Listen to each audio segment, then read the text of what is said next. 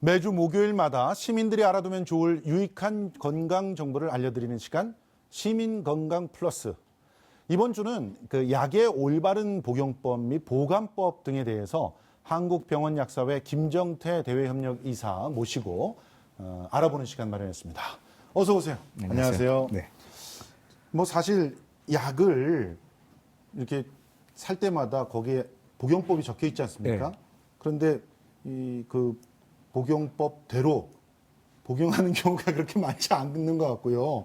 그리고 이 한 번 약을 딱 갖고 오면은 관리를 제대로 못해서 네. 막 어디 갔는지 잃어버리는 경우도 있고 그래서 제대로 못 먹는 경우도 있고 그러거든요. 그래서 올바른 복용법, 관리법 이게 왜 중요한지 좀 설명을 해주시죠.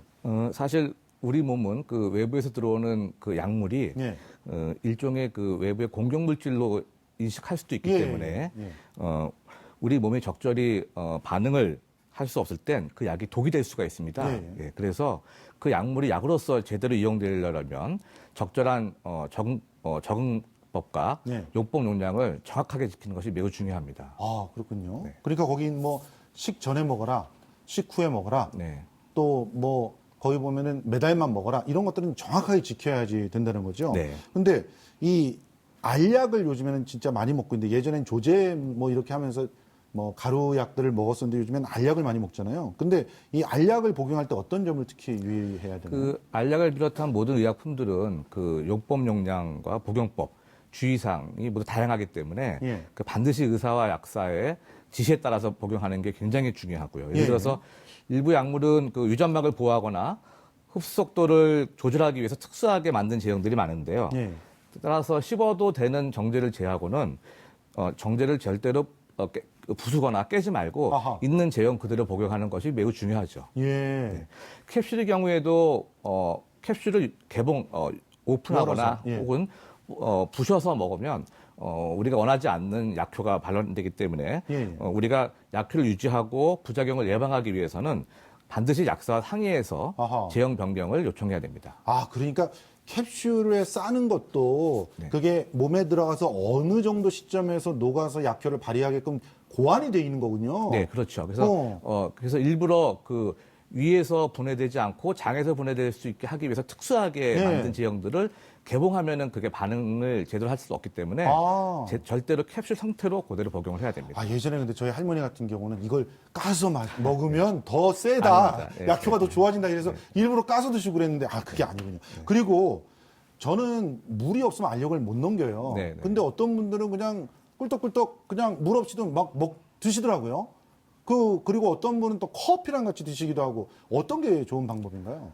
약은 충분한 물과 복용하는 게 제일 좋습니다. 아, 예. 특히 그 약간 미지근한 미온수랑 복용하는 게 예. 가장 흡수를 최대화할 수 있는데요. 예.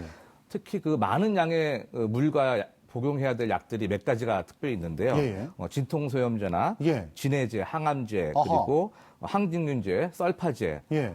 그리고 알로피리놀 같은 통풍치료제, 예. 뭐 칼슘 보급제 이런 약들은 적어도 200cc 이상의 충분한 물과 함께 아하. 복용을 해야 위장 장애를 최소화할 수가 있습니다. 예. 또한 그 약을 복용을 할 때 그 물의 양이 만약에 적으면 그 약이 식도에 달라붙어서 식도염을 유발할 수가 있고요. 예. 그리고 체내에 녹는 시간이 오래 걸려서 약효가 늦게 발현될 수 있기 때문에 약을 소량의 물과 복용하면 절대 안 되겠습니다.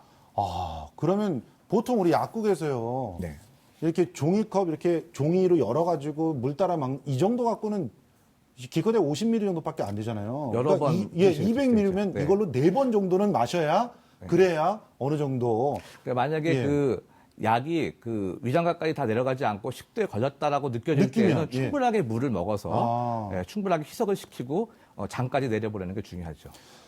이거 있잖아요. 그리고 식전과 식후 그거를 반드시 구분을 해서 먹어야 됩니까? 네, 약마다 다 특성이 있습니다. 예. 예. 그래서 식전에 복용해야 효과가 좋은 약, 식후에 복용해야 효과가 좋은 약들이 구분이 되어 있는데요. 예. 그 약물의 효과를 보존하거나 부작용을 예방할 목적으로 그렇게 만들어진 약이고요. 예. 음식물에 의해 흡수가 그 감소돼서 약효가 크게 떨어지거나 공복 시 그 흡수율이 더 좋은 약들은 식전에 복용하는 게 좋고요. 예. 그리고 반대로 식후 복용은 가장 일반적인 복용 방법인데요. 예. 음식물 자체가 위장 점막을 보호하기 때문에 예. 위장 장애가 있는 그런 아하. 부작용 약들은 꼭 식후에 복용하는 것이 훨씬 예. 효과적입니다. 뭐 항생제 같은 것들이 되게 식후에 복용을 해야 네. 되는 것들이죠. 예. 그렇군요. 그리고 또 특히 인체 호르몬 분비가 많은 시간과 적은 시간, 그리고 감각신경이 예민해지는 시간, 둔해지는 시간 따라서 약 복용하는 시간이 정해져 있기 때문에 예. 절대로 지정된 시간에 복용하는 것이 굉장히 중요하죠. 아, 그러면 잠자기 직전에 막 약을 먹거나 이래서는 안 되는 약들도 있는 거군요. 예, 예. 보관법에 대해서는 저는 굉장히 궁금한데요. 제가 이제 보통 감기약이나 두통약 같은 경우를 뭐 종합감기약, 또 이제 상비약 이래가지고 두통약 같은 것도 사 놓거든요. 네. 근데 이걸 어떻게 관리를 해야 되는지 잘 몰라요. 그러다 보면 나중에는 약이 변했는지 막 색깔도 변해 있고 그러거든요. 네. 어떻게 관리를 해야 되죠? 일반적인 가정 상비약들은 건조하고 서늘한 곳에 보관하는 것이 가장 좋고요. 예. 그리고 햇빛에 장시간 노출됐거나 습기가 많은 곳에 보관할 경우에는 곰팡이가 들거나 변질될 수 있기 때문에 이럴 때는 굉장히 주의를 요해야 됩니다. 약이 곰팡이가 쓰면은 그거는 버려야죠. 오히려 버려야 되는 거죠. 예. 같은 상비약이라도 보관법에 따라서 어떤 뚜렷한 차이가 있는 그런 약들이 있습니까? 예, 약의 경우에는 보관 방법이 다 상이할 수 있기 때문에 예. 특히 그 포장 박스에 적혀 있는 저장 방법을 잘 확인하고 예. 그 저장 방법대로 보관을 꼭 해야 됩니다. 냉장 보관을 하라고 하면 냉장 보관을 해야 예. 되고. 네. 그러니까 저희 아이가 먹는 해열제 같은 경우는 반드시 냉장 보관을 하라 그러더라고요. 네. 그런 것들을 실온에 보관했다가는 변질의 우려가 있기 때문에 특히 예. 여름철 고온에서는 예. 알겠습니다. 알약 이외에 다른 약들 있잖아요. 물약이라든가 이런 것들은 어떻게 보관하는 게 일반적으로는 괜찮을까요? 가루약인 경우에는 굉장히 습기에 약하기 때문에 예. 건조한 곳에 보관을 해야 되는데요. 예. 만약에 보관 중에 약의 색깔이 변했거나 예. 굳었다면 복용하지 말고 그냥 폐기하는 것이 바람직하고요. 굳으면 먹지 말아라. 네. 이거 굉장히 그리고 중요하네요. 아이들의 상비약인 시럽제인 경우에는 세균 번식이 굉장히 쉽습니다. 그래서 일반적으로 서늘한 곳에 보관하고 예. 하지만 일부 항생제 시럽인 경우에는 예. 냉장 보관해야 하므로 예. 주의가 필요합니다. 예, 그렇군요. 그러니까 먹기 전에 색깔, 냄새 반드시 확인을 해야 된다는 거. 이것도 아주 네. 좋은 팁인 것 같습니다. 지금 먹는 약만 있는 게 아니잖아요. 네. 사실은 저희들은 연고제 같은 경우를 많이 사용을 하는데 이 연고제는 특히 어떻게 하다 보면은 굉장히 오랜 시간 동안 보관을 하게 되고 그런 경우가 있잖아요. 네. 어떻게 활용을 하는 게 가장 좋을까요? 연고나 크림류는 개봉 후에는 세균 증식이 굉장히 우려가 되기 때문에 예. 적어도 6개월 이내에 사용하는 걸 권장하고 있고요. 6개월이 지나면 과감하게 폐기하는 것이 좋겠고요. 예. 그리고 특히 눈에 사용하는 안약이나 안연고인 경우에는 예. 1개월 이내에 사용하는 것이 권장하고 있습니다. 예. 특히 요즘 많이 사용하고 있는 일회용 점안제인 경우에는 보존제가 들어있지 않습니다. 그러므로 사용은 남은 것은 바로 폐기하는 것이 바람직합니다. 그렇군요. 그래서 이런 외용제인 경우에는 집에 있는 면봉에 묻혀서 사용하면 예. 세균 증식을 억제할 수 있기 때문에 아주 좋은 방법이기도 하죠. 그렇군요. 아니, 그러면 저는 한 번 살 때 좀 그래도 저렴하니까 연고 같은 것도 좀 큰 거 이런 걸 구입을 했는데 그렇게 하면 절대로 안 되겠네요. 소포장을 사서 그때 사용하고 유효기간 내에 다 쓰고 버리는 것이 가장 바람직하죠. 그렇군요.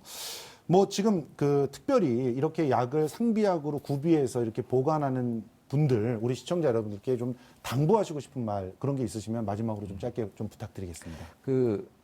물론 상비약을 종류별로 많이 갖고 있는 건 중요하지만 예.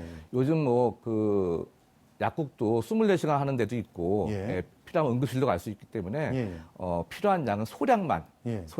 최소한만 준비하고 있다가 예. 필요하면 의사 약사와 수시로 상담을 통해서 예. 준비하는 게 중요하겠습니다. 예, 그렇군요.